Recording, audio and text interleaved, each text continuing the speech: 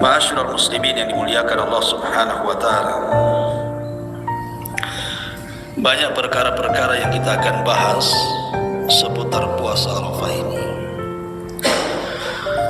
Pertama, kita akan bahas Arafah dulu. Apa itu Arafah?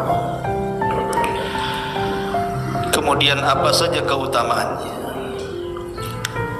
Kemudian kita baru masuk kepada hukum puasa Arafah. Kemudian ada beberapa polemik yang kita akan bahas. Pertama, bagaimana kalau terjadi perbedaan antara negeri kita dengan negeri Saudi?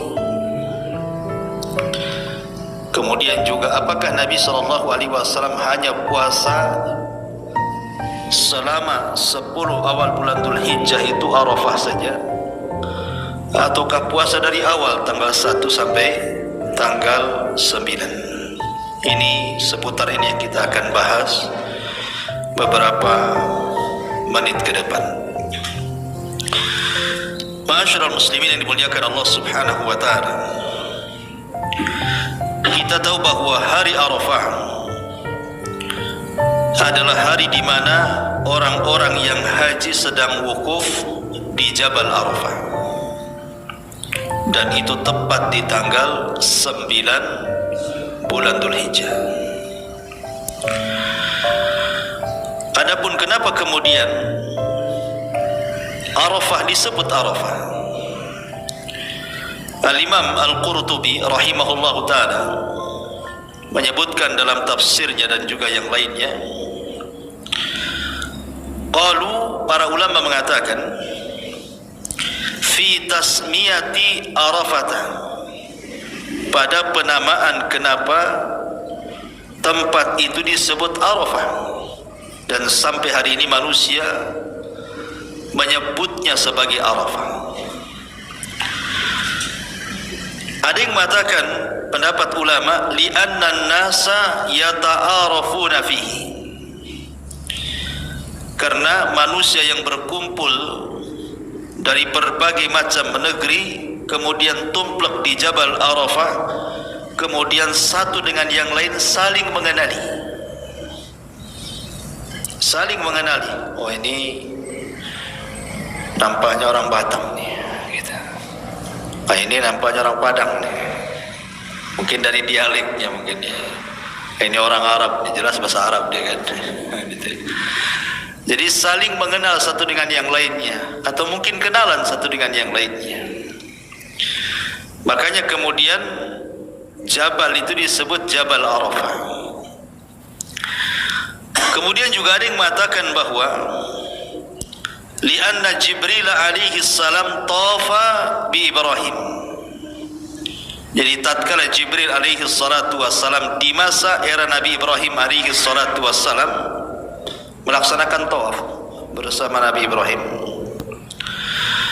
maka Jibril alaihi salatu wassalam mengajarkan manasik haji kepada Ibrahim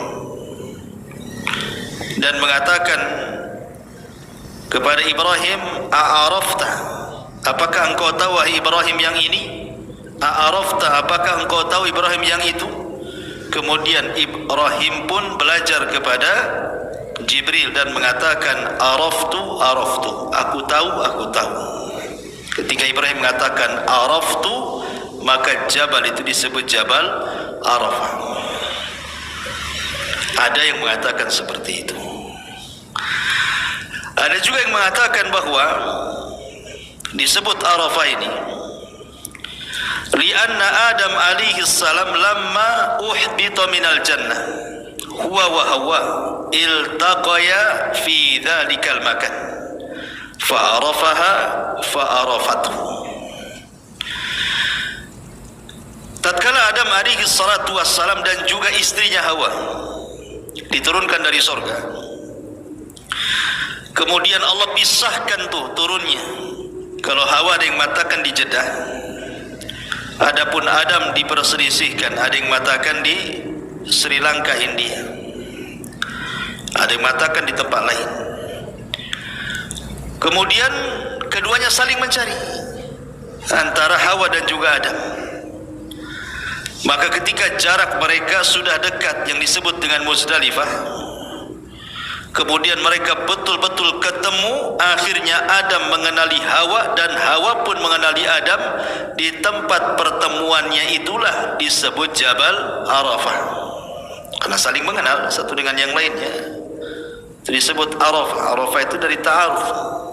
Itu kalau kawin kan ta'aruf dulu. Udah ta'aruf belum? Kata Ustaz ya.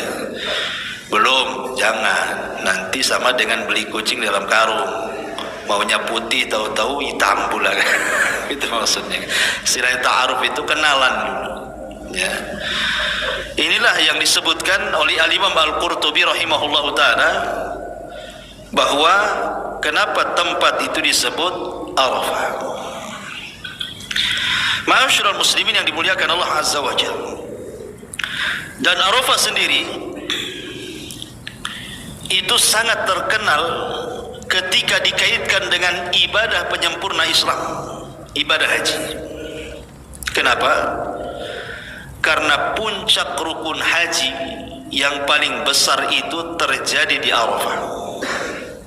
Puncak rukun haji itu yang paling besar terjadi di Arafah. Disitulah ada wukuf namanya, wukuf di padang Arafah. Kenapa kemudian saya katakan ini rukun terbesar ibadah haji? Karena wukuf di Arafah ini sangat menentukan sah dan tidaknya ibadah haji. Makanya Rasul mengatakan Al-Hajju Arafah, haji itu ditentukan dengan Arafah. Orang kalau wukuf di Arafah berarti sah hajinya. Orang yang tidak pernah datang ke Arafah dan berwukuf berarti tidak sah hajinya. Jadi sampai menentukan sah dan tidaknya haji itu Arafah. Maka disebut Arafah ini rukun haji terbesar. Sehingga kalau kita bicara haji mesti kita kenal istilah wukuf di padang Arafah. Ma'asyiral muslimin yang dimuliakan Allah Azza wa Jalla. Adapun keistimewaannya disebutkan dalam surah Al-Buruj ayat 1 sampai 3. Allah Subhanahu wa taala berfirman, was-samai dzatil buruj wal yaumil mau'ud wa syahidin wa mashhud. Dan demi langit dan gugusan bintang, wal yaumil mau'ud dan hari yang dijanjikan, wa syahidin dan hari yang menyaksikan, wa mashhudin dan hari yang disaksikan. Abu Hurairah radhiyallahu an, beliau menukilkan sebuah hadis dari Nabi sallallahu alaihi wasallam yang dikeluarkan oleh Imam At-Tirmidzi dalam sunannya. Kata Nabi sallallahu alaihi wasallam, al-yaum al-mau'ud yaumul qiyamah wal yaumul mashhud yaumu arafah wasyahidu yaumul jum'ati wa ma tala'ati syamsu wala gharabat ala yaumin afdala minhu fihi sa'atun la yuwafiquha abdu mu'minun yad'ullaha bi khairin illa istajaba Allahu lahu wa la yasta'idu min syai'in illa a'adhahu Allahu minhu. Kata Nabi sallallahu alaihi wasallam, ini namanya tafsir hadis atau mentafsirkan ayat dengan hadis. Jadi surah Al-Buruj ayat 1 sampai 3 ditafsirkan oleh hadis Nabi sallallahu alaihi wasallam. Yang dimaksud wal yaumil mau'ud adalah hari kiamat. Yang dimaksud asyahid, asyahid wal yaumil masud wasyahidin. Jadi mursyahid di sini adalah hari Jumat. Dan yang dimaksud mashhud adalah hari Arafah. Kemudian Rasul mengatakan tidaklah terbit matahari, tidak pula tenggelamnya pada satu hari yang lebih afdal dibandingkan hari Jumat. Di situ ada waktu yang kalau mencocoki seorang hamba mukmin berdoa kepada Allah dengan kebaikan, kecuali Allah akan ijabah doanya. Dan tidaklah seseorang mukmin meminta perlindungan dari sesuatu kecuali Allah lindungi darinya. Ada yang mengatakan doa mustajab di hari Jumat itu antara khutbataini, dua khutbah. Dan ada yang mengatakan setelah asar mendekati terbenam matahari. Tetapi ulama mengatakan bahwa manusia berkumpul dalam rangka ibadah itu kan di 4 tempat. Pertama saat solat jamaah, yang kedua saat solat Jumat, yang ketiga saat solat Id, dan yang keempat di padang Arafah saat wukuf. Kata para ulama, yang paling besar dari perkumpulan manusia adalah wukufnya jamaah haji di Arafah. Dia lebih besar dibandingkan solat jamaah, lebih besar dibandingkan solat Jumat, bahkan lebih besar dibandingkan Idul Fitri dan Idul Adha. Jadi perkumpulan manusia dalam rangka beribadah itu yang paling besar adalah saat manusia sedang wukuf di Arafah. Begitu keterangan para ulama. Ma'asyiral muslimin yang dimuliakan Allah Subhanahu wa taala. Aisyah radhiyallahu anha meriwayatkan sebuah hadis dari Nabi sallallahu alaihi wasallam, "Ma min yaumin aktsara min an yu'tiqallahu fihi 'abdan minan nar min yaumi Arafah wa innahu la yadnu thumma yubahi bihimul malaikah fayaqulu ma arada haula." Kata Nabi SAW, tidaklah ada satu hari yang Allah Subhanahu wa ta'ala banyak memerdekakan hamba-hambanya dari api neraka kecuali di hari Arafah. Kemudian kata Rasulullah, karena Allah akan mendekat hamba-hambanya, kemudian akan membanggakan hamba-hambanya di hadapan para malaikatnya. Dan Allah pun mengatakan, tahukah engkau wahai para malaikat apa yang mereka kehendaki itu? Dalam riwayat dari Anas ibn Malik radhiyallahu an, saat Nabi sallallahu alaihi wasallam sedang berdiri padang Arafah, hampir-hampir matahari tenggelam, maka Nabi memanggil Bilal dan mengatakan, "Ya Bilal, angsit liyan nas." Tolong jangan ada yang berisik manusia, diamkan mereka yang bicara, aku ingin bicara. Maka Bilal pun kemudian menenangkan manusia untuk tidak bicara, karena Rasul mau bersabda. Maka kemudian Nabi SAW mengatakan, setelah Bilal radhiyallahu an membuat manusia terdiam, "Ma'syaran nas, atani ya Jibril anifan fa'aqra'ani min Rabbi as-salam." Wahai manusia, baru saja Jibril datang kepadaku, kemudian dia menitipkan kepadaku dari Rabbku sebuah salam. Kemudian Rasul mengatakan, "Inna Allah qad ghafara li ahli Arafah wa ahli al-Mash'ar wa ghamina lahumut tabi'at." Sesungguhnya Allah Subhanahu wa ta'ala telah mengampuni kepada seluruh penduduk yang ada di Arafah dan yang ada di Mahsyar, serta Allah Subhanahu wa ta'ala sudah menjamin dari mereka dosa-dosa yang sifatnya dosa-dosa yang mendolimi orang. Apa maknanya? Wa dhamina anhumut tabi'at. Ulama mengatakan, jadi kalau seandainya antum ini pernah mengambil barang si fulan, mengambil hak orang, pokoknya kezaliman-kezaliman yang bicara dengan hak orang lain, kemudian setelah antum sadar ingin mengembalikan barang, ingin minta maaf, ingin mengembalikan haknya, orang ini sudah nggak ada, antah berantah pergi kemana, dicari-cari nggak ketemu. Kemudian antum bertobat dengan taubatan nasuha, betul-betul bertobat dan ada itikad baik mengembalikan, dan antum jujur dalam bertobat. Kelak pada hari kiamat, ketika antum berjumpa dengan orang yang antum zalimi, maka Allah Subhanahu wa ta'ala akan perlihatkan amalan antum saat sedang wukuf di Arafah. dan Allah Subhanahu wa taala akan mengampuni dosa-dosanya. Itulah makna wa dhamina anhumut tabi'at. Kemudian Umar bin Khattab radhiyallahu anhu mengatakan, "Ya Rasulullah, ahada lana khassatan?" Apakah ini untuk kami para sahabat secara khusus, bahwa wukuf kami di padang Arafah itu Allah akan ampuni dosa-dosa kami? Ingat, ada yang mengatakan bahwa menghapuskan dosa orang-orang yang di padang Arafah itu betul-betul dihapuskan.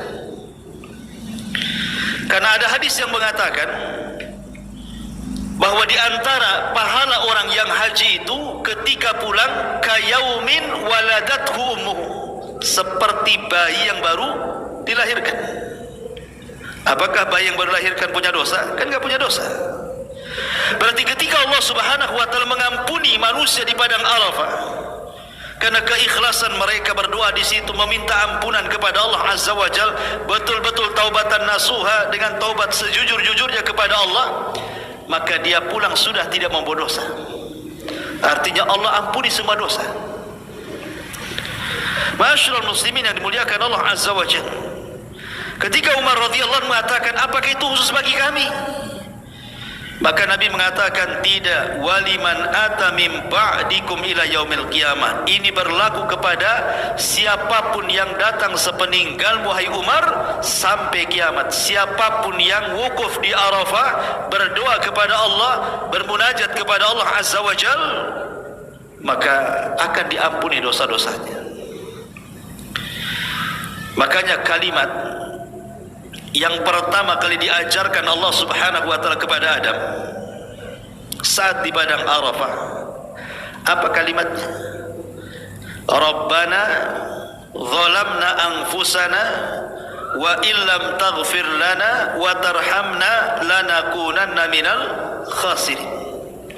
Inilah doa yang dibacakan Adam di Arafah, yang Allah isyaratkan dalam Al-Quran, fatalaqqa Adam rabbuhu bikalimat. Maka Allah Subhanahu wa taala, fatalaqqa Adam rabbuhu kalimat fataba alaihi innahu huwa tawwabur rahim. Maka Allah mengajarkan kepada Adam beberapa kalimat, maksudnya kalimat tobat, dan Adam pun membaca kalimat itu dan Allah pun ampuni dosa-dosanya. Subhanallah. Ma'asyiral muslimin yang dimuliakan Allah Azza wa Jalla, beruntunglah orang-orang yang bisa melaksanakan ibadah haji. Karena dosa-dosa mereka, kalau haji mereka lillah karena Allah Azza wa Jalla, mereka pulang seperti anak bayi yang baru dilahirkan. Bahkan tidak cukup sampai di situ, bahwa haji yang mabrur itu tidak pantas balasannya kecuali surga. Ma'asyiral muslimin yang dimuliakan Allah Azza wa Jalla, ada sebuah hadis ketika Nabi SAW menceritakan tentang bagaimana Allah membanggakan orang-orang yang ada di padang Arafah itu.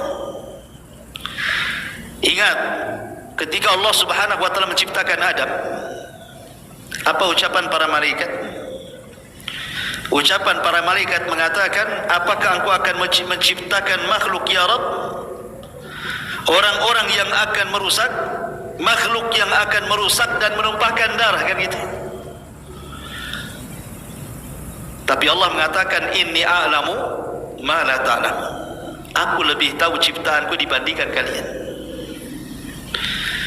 Dan Allah Subhanahu wa taala buktikan bahwa apa yang dikatakan malaikat, bahwa Allah akan menciptakan Adam itu sebagai perusak dan penumpah darah. Kemudian Allah mengatakan, saya lebih paham dengan ciptaan saya. Terbukti bahwa di antara turunan Adam alaihi salatu wassalam ada yang jadi nabi, ada yang jadi rasul, ada yang jadi para sahabat, ada yang jadi orang-orang saleh, ada para mujahidin, ada orang-orang baik. Tidak semua perusak dan tidak semua penumpah darah, kan? Termasuk juga Allah ingin membanggakan kepada para malaikat, lihat orang yang dulu kau katakan akan merusak dan menumpahkan darah, mereka sedang wukuf di Arafah. Mana mereka merusak? Mana mereka menumpahkan darah? Mereka sedang berwukuf.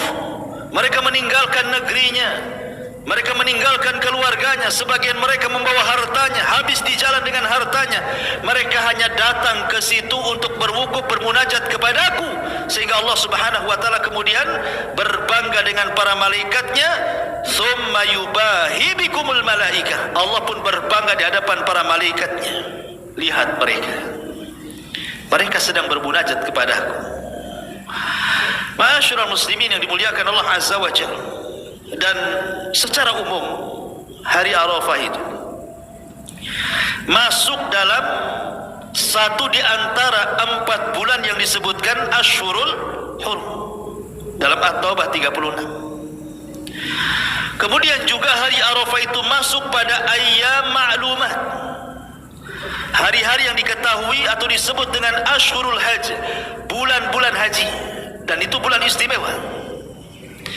Dan hari Arafah juga masuk pada 10 awal bulan Dzul Hijjah yang merupakan hari-hari terbaik di dunia.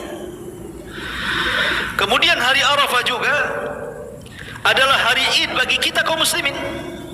Bukan hanya Id bagi para jemaah haji yang ada di wukuf saja, tapi lebih daripada itu, hari Arafah itu hari kebanggaan kita kaum muslimin. Bahkan hari Id kita semuanya kaum muslimin dimanapun berada. Kenapa? Karena Umar bin Khattab radhiyallahu anhu satu hari didatangi oleh seorang Yahudi. Kemudian Yahudi ini mengatakan kepada Umar bin Khattab radhiyallahu anhu dan mengatakan, "Ya Amirul Mukminin, ayah fi kitabikum taqra'unaha law alaina ma'syaral yahud nazalat lattakhadna dzalikal yawma ida." Amirul Mukminin, aku dengar ada satu ayat dalam kitab sucimu yang kalian selalu baca. Umar, kalau seandainya ayat itu turun bagi bangsa kami, bangsa Yahudi, tentu hari turunnya ayat itu kami akan jadikan Id bagi kami bangsa Yahudi. Masalahnya ayat itu turun kepada kalian, tidak turun kepada kami. Kemudian Umar mengatakan, ayat yang mana itu? Maka orang Yahudi mengatakan, al-yawma akmaltu lakum dinakum wa atmamtu alaikum ni'mati wa raditu lakumul islam madinah. Pada hari ini kusempurnakan kepada kalian agama kalian, kusempurnakan nikmatku untuk kalian, dan kuridhoi Islam sebagai agama kalian. Lihat, orang Yahudi saja mengatakan kalau ayat ini turun kepada bangsa kami Yahudi, kami jadikan turunnya ayat itu hari raya. Harusnya ini juga menjadi kebanggaan kita kaum muslimin, kan? Karena satu-satunya agama yang disempurnakan Allah Subhanahu wa taala hanya Islam. Karena ayat ini tidak turun kepada bangsa Yahudi, ayat ini tidak turun kepada bangsa Nasrani. Satu-satunya agama yang sempurna, paripurna, paling sempurna di alam semesta ini hanya Islam. Karena Allah sendiri yang mengatakan, al-yawma akmaltu lakum dinakum, kusempurnakan kepada kalian agama kalian. Sehingga Islam tidak berhajat penambahan, bahkan tidak perlu kepada pengurangan. Sudah sempurna, ya. Ma'asyiral muslimin yang dimuliakan Allah Azza wa Jalla. Dan hari Arafah sendiri adalah hari yang terbaik untuk berdoa. Kata Nabi SAW, khairud doa yaumi Arafah. Sebaik-baik doa adalah doa yang dipanjatkan di hari Arafah. Bahkan tadi sudah saya singgung, tidaklah Allah banyak kemudian mengampuni dosa-dosa hambanya dibandingkan di hari Arafah. Bahkan tidaklah setan merasa terhina kecuali di hari Arafah. Setan itu merasa terhina, merasa kecil, merasa rendah, karena di hari Arafah itu turun rahmat Allah, turun para malaikat Allah, Allah juga turun, sehingga setan menjadi hina di mata manusia. Dan juga saat perang Badar, karena Jibril turun membawa 5.000 para malaikat, setan terhina dan kabur dari peperangan. Bahkan lebih daripada itu, hari Arafah ini adalah tempat di mana Allah mengambil perjanjian kita dengan Allah. Apa perjanjian kita dengan Allah? Allah katakan dalam Al-Quran surah Al-A'raf ayat 172 sampai 174. Wa idh akhadha rabbuka min bani Adam min duhurihim dzurriyyatahum wa ashhadahum ala anfusihim alastu bi rabbikum qalu bala syahidna an taqulu yaumal qiyamah inna kunna an hadza ghafilin. Dan ketika Rabbu mengambil perjanjian dengan Bani Adam dari punggung-punggung mereka, maksudnya ketika Adam diturunkan dari sorga ke bumi, ketika berada di Arafah, maka Allah mengusap pundak Adam itu, kemudian keluar ruh-ruh yang kelak akan menjadi anak cucunya sampai kiamat. Lah ruh-ruh itulah diajak dialog oleh Allah, yang merupakan cikal bakal turunan Adam kelak. Allah mengatakan alastu bi rabbikum, bukankah aku Rabb kau? Maka semua ruh mengatakan ya, kami menyaksikan bahwa engkau Rabb kami. Makanya setiap bayi yang lahir terlahir fitrah, terlahir Islam, karena sudah ada perjanjian dengan Allah Subhanahu wa ta'ala di alam ruh. Kapan? Saat Allah turunkan dan saat Adam berada di padang Arafah. Ma'asyiral muslimin yang dimuliakan Allah Subhanahu wa ta'ala. Dan banyak lagi keistimewaannya. Bahkan di antara ulama salaf adalah Abdullah ibn Mubarak datang kepada Sufyan Ats-Tsauri rahimahullahu ta'ala pada hari Arafah. Dilihatnya Sufyan sedang menangis.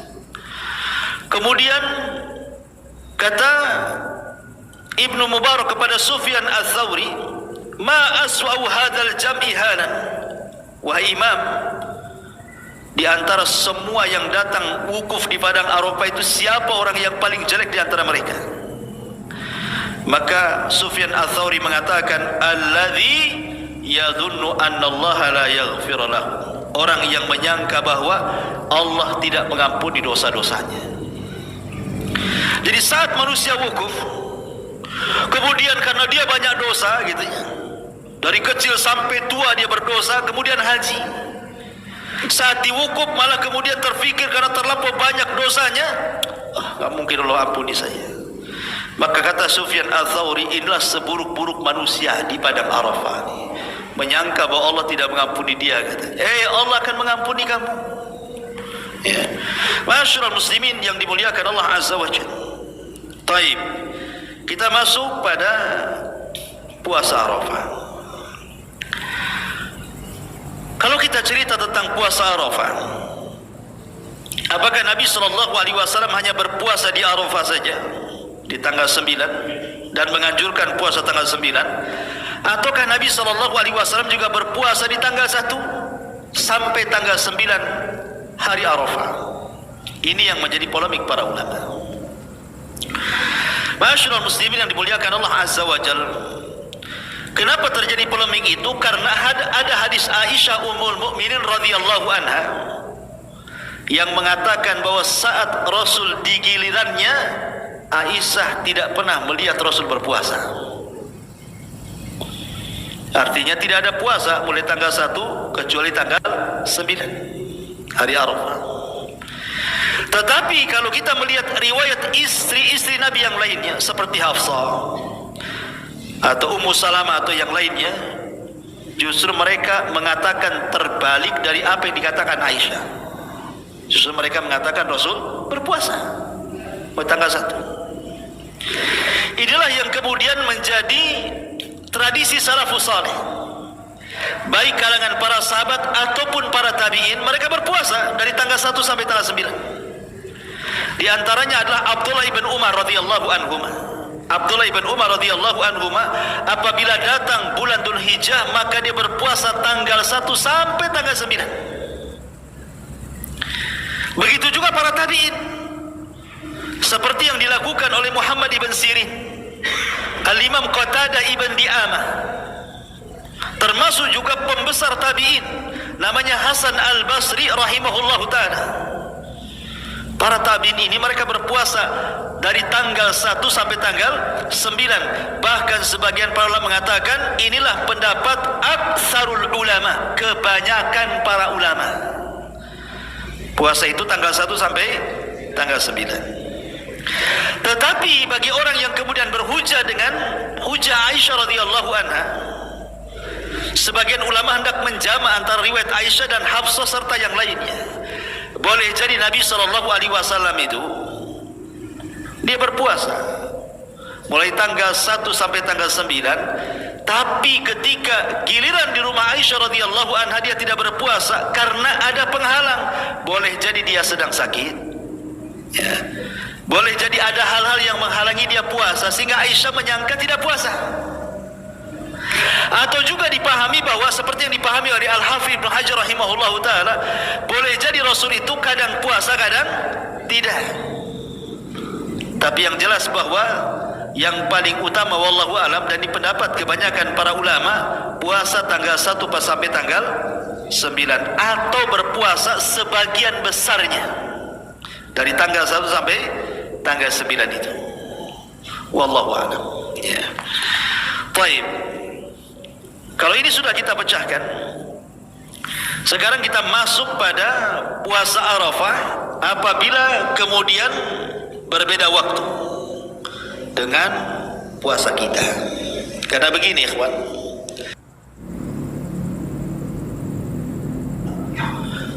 di sana sudah wukuf, rupanya di negeri kita masih tanggal 8. Padahal di Arab itu sudah wukuf tuh. Kemudian di negeri kita masih tanggal 8. Pertanyaannya, apakah kita berpuasa Arafah karena berdalil dengan wukufnya jamaah haji di Arafah, ataukah kita tetap menunggu besok harinya tanggal 9-nya kita puasa, berarti di sana sudah Idul Adha, ya kan? Disinilah polemik yang kita akan bahas. Ma'asyiral muslimin yang dimuliakan Allah Subhanahu wa taala. Bicara tentang polemik seperti ini, saya sudah catat beberapa poin supaya menghilangkan iskal, ya. Apabila terjadi seperti ini, karena sering terjadi tiap tahunnya nih. Ketika Nabi SAW memerintahkan untuk berpuasa Arafah, kalimat Arafah ini bisa ditafsirkan beberapa tafsiran. Yang pertama, boleh jadi Arafah itu ditafsirkan dengan kalimat Arafah maksudnya adalah tempat. Summa afattum min Arafat. Seperti Allah mengatakan, kalimat Arafah berarti maksudnya tempat. Sehingga kalau seandainya puasa Arafah itu maksudnya Arafah di sini dipahami dengan tempat, berarti puasa Arafah itu ditentukan dengan tempat wukuf. Ketika di sana wukuf, di sini puasa. Di sana tidak wukuf, di sini tidak puasa. Karena ditentukan dengan tempat. Ini yang pertama. Yang kedua, mana Arafah itu bukan tempat, tetapi yadullu ala zaman, menunjukkan akan waktu, maksudnya hari Arafah. Ketika kemudian Arafah itu dimaknai hari bukan tempat, berarti kita tidak harus mengikuti wukufnya Saudi. Tidak mesti. Di sana sudah tanggal 9, di sini tanggal 8. Berarti kita belum masuk hari. Ketika mereka Idul Adha tanggal 10, kita tanggal 9, berarti sudah masuk harinya. Berarti kita berpuasa karena hari, bukan karena tempat. Paham? Ya. Kalau puasa karena tempat ditentukan dengan wukuf, tapi puasa karena hari ditentukan dengan penanggalan kapan tanggal 1. Karena perselisihan para ulama ini seperti perselisihan soal ru'yatul hilal Ramadan. Di zaman Nabi SAW, salah satu istri Nabi SAW mengutus Quraib untuk berangkat dari Madinah ke Syam. Sampai di Syam, rupanya Quraib ini berpuasa di hari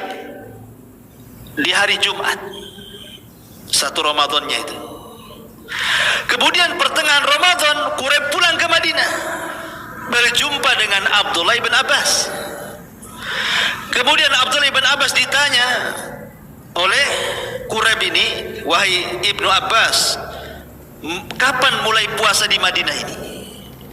Kata Ibnu Abbas, hari Sabtu. Padahal di Syam hari Jumat, tapi di Madinah hari Sabtu. Berarti ada perbedaan tuh.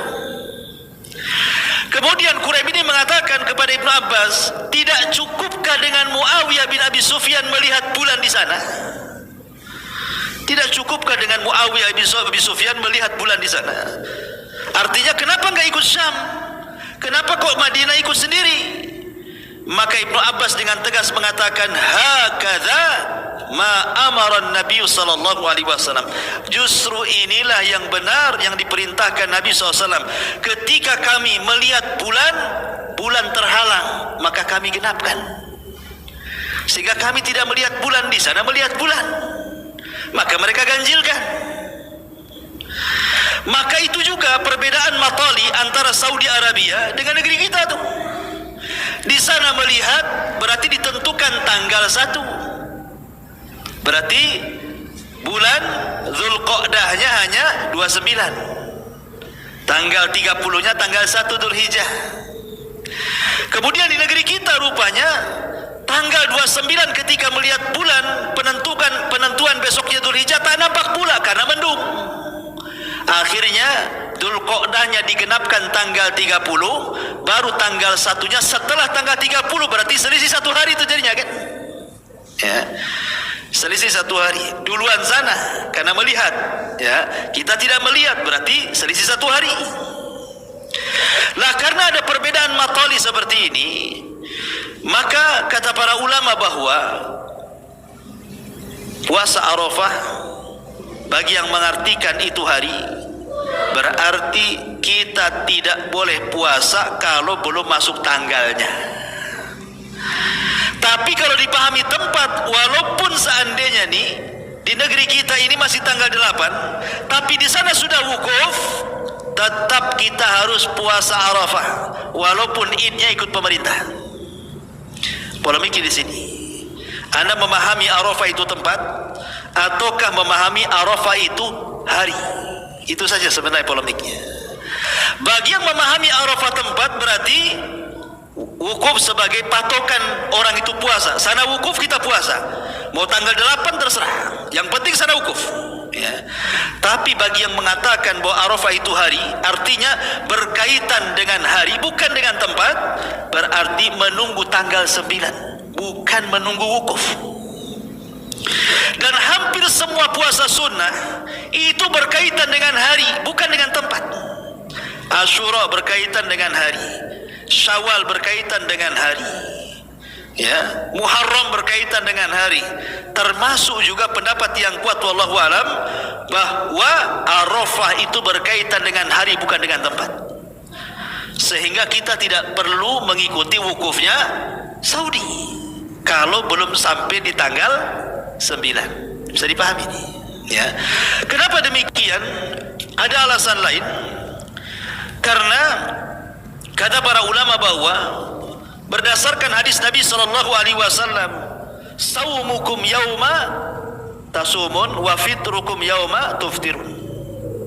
Puasa kalian manakala pemerintah berpuasa, dan berbukanya kalian manakala pemerintah berbuka. Dari sini kita tahu bahwa masing-masing pemerintah itu punya kebijakan di dalam penentuan tanggal. Termasuk negeri kita ada kebijakan menentukan tanggal hijriah kan.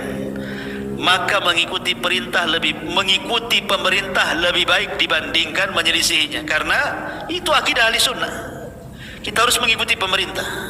Kalaupun seandainya pemerintah salah nih dalam menetapkan, maka Rasul mengatakan kalau mereka salah kita tetap dapat pahala dan mereka dapat dosa. Tapi kalau mereka benar, dua-duanya kita dan mereka dapat pahala. Ya, Ma'asyiral muslimin yang dimuliakan Allah Azza wa Jalla, dari sini jelas tentang polemik. Tapi kita tidak menafikan kalau memang ada orang berpuasa berpatokan dengan wukuf, ya silahkan. Ya, karena sekali lagi ini masalah khilafiyah. Soal memahami kalimat Arafah itu berkaitan dengan tempat ataukah dengan waktu. Tak perlu kemudian kalian kereng-kerengan bahasa kitanya. Ya, kamu okay, sibuk lah, ribut lah antum jadinya kan. Ya, tak perlu. Tinggal antum milih pendapat yang mana. Kalau pendapat saya hari, ya terserah ikut pendapat saya. Kalau antum punya pendapat sendiri, ya tafadhalu, silahkan, ya kan. Yang jelas itu yang salah yang nggak ada puasa. Sibuk khilaf-khilaf rupanya tanggal 9 tak puasa juga. Taib. Ma'asyiral muslimin yang dimuliakan Allah Subhanahu wa taala. Adapun tentang pahala orang yang berpuasa Arafah, maka sangat jelas Nabi sallallahu alaihi wasallam sudah bersabda tentang hal itu. Kata Nabi sallallahu alaihi wasallam, ahtasibu, kata Nabi, ahtasibu yukaffiru sanatal madhiyata was sanatal qabilata. Dan saya mengharap bahwa puasa Arafah itu bisa menggugurkan puasa setahun ke belakang dan setahun ke depan. Artinya puasa Arafah itu menggugurkan 1 tahun ke belakang dan menggugurkan 1 tahun ke depan. 2 tahun berturut-turut dosa kita digugurkan. Menjadi polemik, apakah semua dosa? Karena dosa itu ada 2, ada dosa besar, ada dosa kecil. Sebagian para ulama mengatakan semua dosa digugurkan dengan 1 kali puasa di tanggal 9 Arafah.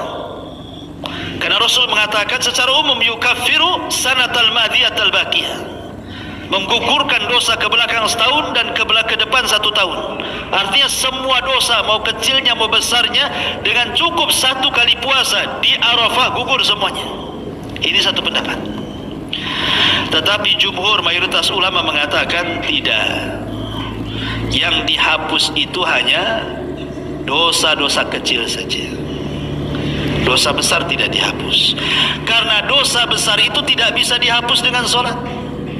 Jangankan dengan puasa, dengan sholat pun tidak. Kata Nabi SAW, as-salawatul khamsu wal jum'atu ila jum'ati wa ramadhanu ila ramadhan mukaffiratun idza jtunibatil kabair.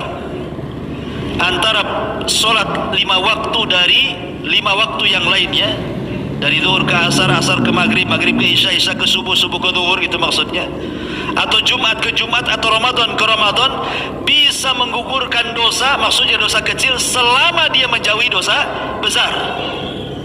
Kalau sholat saja tidak bisa menggugurkan dosa besar, apalagi pahala, apalagi puasa, ya tentu lebih tidak bisa lagi. Berarti yang dimaksud di sini menggugurkan dosa setahun ke belakang dan dosa tahun ke depan, kata Syekh Utsaimin, artinya menggugurkan dosa-dosa kecil. Tapi jangan remehkan dosa kecil, karena kalau ditumpuk-tumpuk seperti kayu bakar kemudian dibakar, membakar juga. Kata Nabi, kata para ulama, ya, la tahkiranna minadz dzunub fa innal jibala minal hasa. Jangan remehkan sebuah dosa, karena gunung yang besar itu sebenarnya tumpukan kerikil-kerikil kecil. Jangan remehkan sebuah dosa, maksudnya dosa kecil, karena gunung yang besar itu dari rentetan kerikil-kerikil kecil yang bertumpuk. Artinya kalau dosa kecil ditumpuk jadi gunung juga gitu. Persis seperti yang dikatakan Umar bin Khattab radhiyallahu an, la saghirata ma'al istimrar wa la kabirata ma'al istighfar. Tidak ada dosa kecil kalau dilakukan terus-terusan, ya besar juga. Bahkan tidak ada dosa besar kalau senantiasa digempur dengan istighfar. Itu ucapan Umar bin Khattab radhiyallahu anhu. Ya, dan definisi dosa kecil itu dosa yang tidak ada ancaman dunia dengan had dan tidak ada ancaman akhirat dengan azab, tapi dosa. Ya, seperti mamanya orang seseorang memandang aurat, kan gak ada hukuman had di dunia. Apakah memandang aurat harus dicongkel matanya sama cerulit gitu kan? Kan nggak ada. Ya itu dosa kecil. Tapi kan dosa. Memandang aurat kan dosa. Atau menyentuh wanita yang bukan mahram, antum salaman dengan kerabat bukan mahram. Ya. Antum sudah tahu nih, sampai di Batam hijrah, orang kampung belum hijrah, kebiasaan salaman, pelukan, ciuman, habislah kita dibuatnya. Kan gitu ya. Nah, antum harus menghindar, saya sudah beda, kan gitu ya. Tapi kadang sudah dipelu, ya sudah kan gitu. Jangan antum merangkul balik, jahiliyah antum jadinya kan. Artinya di sini bahwa itulah dosa-dosa kecil, ya. Apalagi sekarang dosa kecil itu paling mudah karena di tangan antum sudah ada handphone. Nengok YouTube di situ aurat semuanya, ya kan, di iklannya aurat, semua aurat tampak di YouTube itu. Hari-hari entah berapa kali kita menonton aurat di YouTube itu, atau di Facebook, atau di apa yang lewat di iklan-iklan itu. Itu kalau ditumpu-tumpu jadi besar jadi kan. Kalau dulu nengok aurat tuh yang ngintip di sungai. Kan gitu. Sekarang tidak perlu ngintip, beli handphone isi pulsa. Dah salah. Enggak usah ngintip, dari situ ngintipnya semua ada. Ya. Masyaallah muslimin yang dimuliakan Allah Azza wa Jalla, intinya bahwa Zulhijjah ini, kata Nabi SAW, ada amalan terbaik bagi kita. Salah satunya adalah puasa di tanggal 9 yang disebut dengan puasa Arafah. Adapun secara umum ya, beramal soleh di 10 awal bulan Zulhijjah memang baik. Bahkan pahalanya sama dengan orang mati syahid dan menginfakkan semua hartanya. Karena kita sedang beribadah di hari-hari terbaik sepanjang hari dalam satu dunia. Makanya itulah kenapa para ulama mereka menjadikan 10 awal bulan Dzulhijjah itu sama dengan 10 akhir Ramadan. Mereka hidupkan siangnya, mereka hidupkan malamnya. Tapi kalau Ramadan kan hanya menghidupkan malamnya saja. Tapi kalau Dzulhijjah dua-duanya, siangnya dihidupkan, malamnya juga dihidupkan. Seperti yang dilakukan oleh Sa'id bin Zubair rahimahullahu ta'ala. Apabila datang tanggal 1 sampai tanggal 10, hampir-hampir teman-temannya tidak bisa menjumpai dia, karena dia sibuk i'tikaf di masjid, sibuk baca Quran, sibuk zikir, dan kalau malam dia sibuk dengan qiyamul lail, sampai dia mengatakan la tudfi'u surujakum layaliyal ashri. Jangan padamkan lampu kalian di malam hari di 10 awal bulan Dzulhijjah. Maknanya menghidupkan, bukan menghidupkan lampu, menghidupkan sholat malam. Ya, kalau antum pahami zahirnya perkataan Sa'id bin Zubair, hidup lampu antum tidur, bukan gitu. Maksudnya di sini kiasan supaya kita jangan tidur. Ya, habiskan dengan wudu, dengan zikir, dengan tahajud, dengan witir, dengan qiyamul lail, doa dan lain sebagainya. Inilah diantara keistimewaan hari Arafah. Wallahu a'lam bishawab.